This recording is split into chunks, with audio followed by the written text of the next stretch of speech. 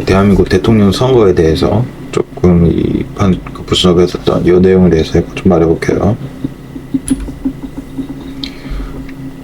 자, 여태 대통령 선거에 대해서 좀 요런 것들이 있었죠. 87년도부터 이제 좀 이재명 대표가 지금 당선됐었던 거. 지금 요거까지 이제 대선 결과인데요. 너무 좀 내용이 이제 빡빡하니까 이거에 대해서 이제 상세한 시간은 약간 좀 이제 알아보도록 그 조금 각 이제 뭐 정당이 어느 정도 되는지, 그 다음에 조금 이제 선거 당시에 이제 그 경제 성장률과 이제 주요 지역 승패, 핵심 영향 좀 이런 것에 대해서 말고 좀 정리해볼게요. 자, 대통령 배출 정당 및 이념 성향. 자, 이거에 대해서 약간 좀 보자면요.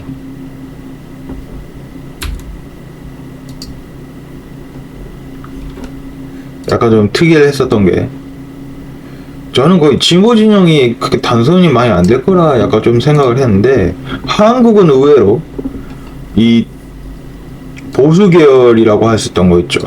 이거 보면은 총 5번 당선됐는데 이 진보 진영도 만만치 않습니다. 진보 진영도 보면은 4번 당선이 됐어요. 이제 이재명 후보까지 당선이 됐으니까. 이거 보면 진짜 보수 진영이 좀 근소하게 대통령 배출되는 것은 이제 맞는데, 약간 진보 진영도 좀 만만치가 않다. 좀 이런 것들이 있었었고,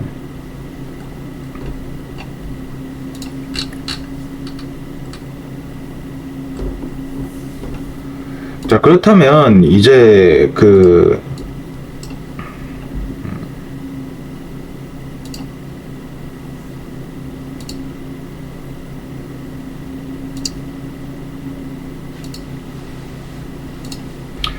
경제 영인과 이제 그 경제 투표 영향 좀 이거에 대해서 좀 봐야 한다는 거죠. 경제 상황이 유권자에서 한국 같은 경우 특히나 엄청난 영향을 끼치는 것 같기는 해요. 그래서 이 경제 성장률과 실업률, 물가 상승 좀 요거에 대해서 유권자가 정부 심판론을 약간 좀 작용을 했다. 좀 이런 것들 약간 좀 보고 있는데 한번 좀 읽어보죠. 자, 경제 성장률 호조기와 침체기. 자, 이런 쪽에서 선거 직전에 경제 성장률이 만약에 높다. 그 다음에 경기가 좋다면은 이 집권, 즉 여당한테는 엄청 유리했는데 경제 위기 침체기에서는 정권 교체가 이어진 게 좀 있었었다. 좀 이런 게 있습니다. 예를 들자면 이제 이런 거죠. 자, 97년도 이제 IMF를 겪었을 때 98년도에 성장률이 마이너스 5.1%를 하니까 이제 김대중 후보가 당선이 됐었고, 또 이제 경제 정책에 대해서도 이제 이명박 후보는 이제 또 이제 경제 대통령이라는 그 이미지를 가지고 있죠. 747 공약, 7% 성장. 그 다음에 2022년도 때는 이제 이재명 후보는 이제 민생 안정 정책. 또 이런 것을 해가지고 이제 대통령이 당선됐다는 거죠. 그 다음에 이제 정치 불확실성과 이제 경제 심리가 나왔는데, 예를 들자면은 이제 그 선거 국면에서는 이제 소비 투자 심리를 약간 좀 위축시킨다. 대통령 지지율이 10% 떨어지면 소비자 심리 지수가 경기 실설 지수 이 정도 떨어진다. 경기에도 이제 부정적인 영향을 준다. 그러니까 대통령을 잘 뽑자라는 뭐 이런 얘기겠죠. 뭐 그런 얘기인 것 같고. 자, 여기를 보면은 이제 그 87년도부터 이제 97년. 자, 이거에 대해서만 나왔었는데, 자, 노태우 후보가 당선이 됐습니다. 자, 노태우 후보는 이제 안정과 질서에 대한 이미지가 있었는데, 이제 김영삼과 김대중 두 야 후보가 단일화 실패했죠. 그래서 이제 그냥 어거지로 이제 노태우 후보가 득표로 이제 36% 당선이 됐었던 것. 직선제 개헌, 국민이 투표를 뽑아주고 했는데, 막상 뚜껑을 열어보니까 노태우 후보를 뽑아버리는. 그러니까 이게 약간 좀 다시 군부 정권을 이제 뽑았었던 좀 이런 것이 조금 아이러니한 부분이 있다. 아마 처음에는 막 그랬을 것 같기는 한데. 자, 이제 그 다음부터 이제 김영삼. 그렇죠. 보수 거대 당으로 해서 이제 부정부패 청산, 문민정부 설립. 자, 이거를 가지고 이제 41%로 이제 승리. 이제 민간 대통령 시대를 열었다. 김대중도 마찬가지죠. IMF 위기 이후죠. 자, 김대중 정부는 이제 김종필과 연합을 해서 이제 최초로 이제 여당 집권을 했던. 그러니까 어찌 보면 이제 여기서부터 이제 이 VS가 시작이 된 거죠. 이 당이. 그러니까 이제 김대중과 김영삼 이제 두 뿌리에 있었던 이제 보수와 이제 진보. 약간 이런 것들이 이제 여기서부터 약간 좀 펼쳐지는 이런 것들이 있을 수 있겠고. 자, 넘어가서 보면 이제 2002년도부터 2012년도 이제 여기서부터죠. 노무현이 이제 당선이 됐습니다. 노무현이라는 거는 자, 지역감정 타파라는 걸 해서 이게 이때서부터 이제 인터넷이라는 것이 등장을 했거든요. 그래서 이 인터넷으로 인해서 젊은 층들한테 어마무시한 이제 지지를 받으면서 막판에 이회창 후보를 2% 차이로 이제 눌러버리는. 그러니까 그게 있었던 거고. 2007년도 때 이제 이명박 747 공약 해갖고 이제 뭐 이때 이제 한 가지가 또 뭐였냐면 이때 진보 정권에 대한 이제 피로감이 좀 엄청나게 많았었죠. 그러니까 피로감이라는 게 약간 좀 뭐였었냐면은 부동산 정책에 대해서 못 잡았었고, 그다음에 양극화도 있었었고, 이런 것들이 있다 보니까 이제 정권 교체가 이제 이명박 정부 때부터 이루어지는 이런 게 있었고, 2012년도까지 또 갑니다. 보수 정권이 박근혜 후보가 첫 여성 대통령이다라는 걸로 해서 아버지 이제 박정희 시대의 고속 성장을 약간 좀 있고 친서민 복지 정책을 해가지고 이제 좀 문재인 후보를 좀 이기는 이러한 것들이 있었었죠.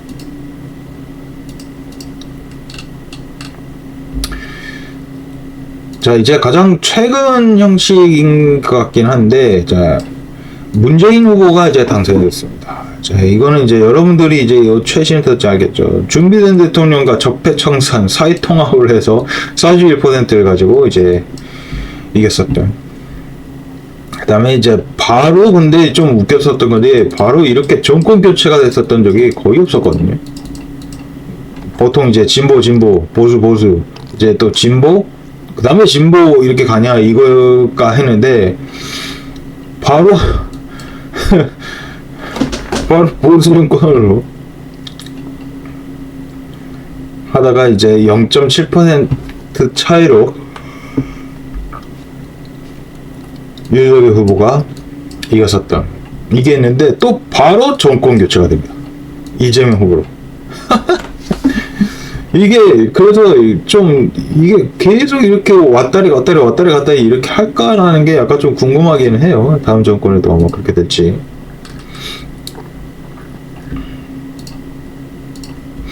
자, 지역주의와 투표 성향의 지속. 1987년도 이후에 지역주의 투표 성향은 완화 노력에도 계속 지속이 되었다.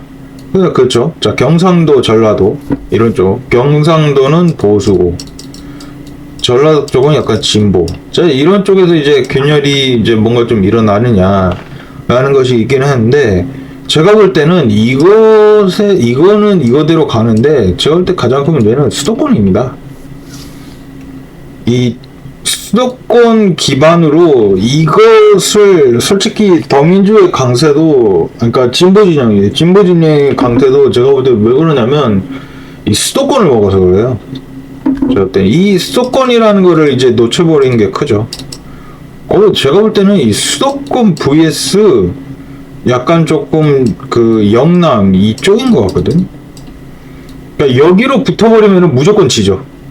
수도권이 압도적으로 이길 수밖에 없죠. 왜냐면 이 수도권의 민심은 제가 볼 때는 충청도 쪽도 따라가고요, 호남도 무조건 따라가.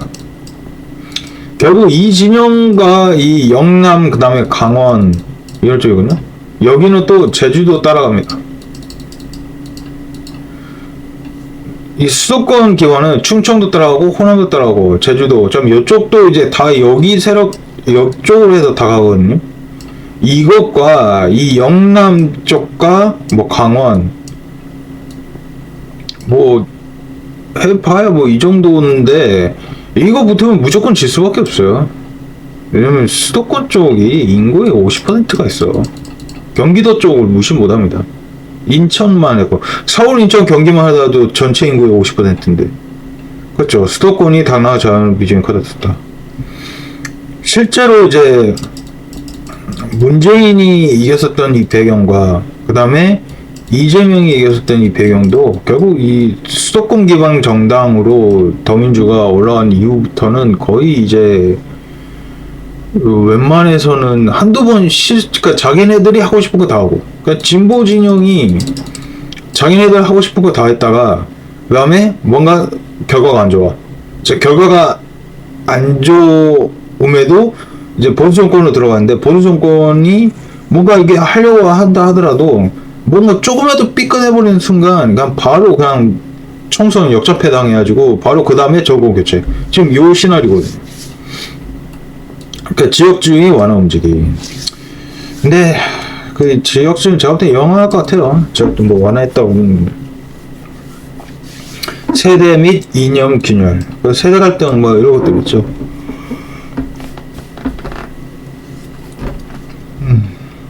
뭐 그런 것들, 그저 남녀간 뭐 세대부터 해서 뭐 성별부터 해서 참 여러 가지가 있죠. 후 개인기 뭐 이런 것들도 좀 있다.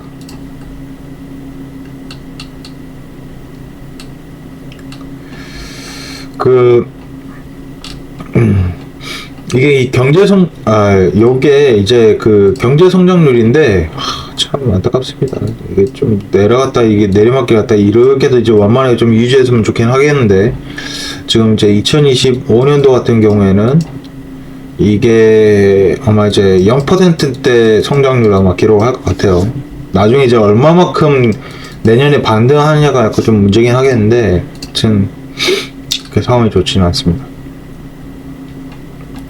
자, 결론만 약간 좀 보겠습니다.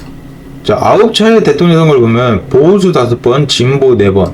자, 이런 정권 교체가 일어섰었고, 이제 첫 번째로는 경제 중심의 표심. 그쵸. 무조건 민생, 경제, 현재 지금 이런 거에만 신경 쓰는 거니까. 먹고 사는 문제. 늘 먹고 사는 문제였죠. 저성장기에는 변화를, 고성장기에는 안정. 이거는 제가 볼 때는 미국과도 거의 비슷한 것 같긴 해요, 요새. 지역 통합과 이제 정부 통합. 근데 요 저성장기 때 들어가잖아요. 제가 볼 때는 이 저성장기 때 들어갔을 때 이게 이제 문제가 뭐냐면 지금 계속 핑퐁 게임이라는 거죠. 핑퐁. 진보, 보수, 진보, 보수. 제가 볼 때는 이걸 계속 반복하지 않을까 지금. 진보, 보수, 또 진보, 이걸 계속 반복해버리는 순간 이게 일관성이 없어져요. 그러면은 이제 진짜 폭망이죠. 지역통합과 정부 행동가, 영호남 아울슨 메시지, 인재 영입, 지역주부를 넘어서는 후보, 절대 이거 안 될 것 같아요. 세대 및 이슈 대응, 정치인의 참여가 늘고 소비 속도가 빨라진 만큼 소셜 및 온라인 플랫폼 실시간 소통, 기후, 젠더 변화 뭐 이런 것에 뭐 제가 볼 때는 뭐 진보보수 뭐 이런 식으로 해갖고 계속적으로 갈 것 같습니다.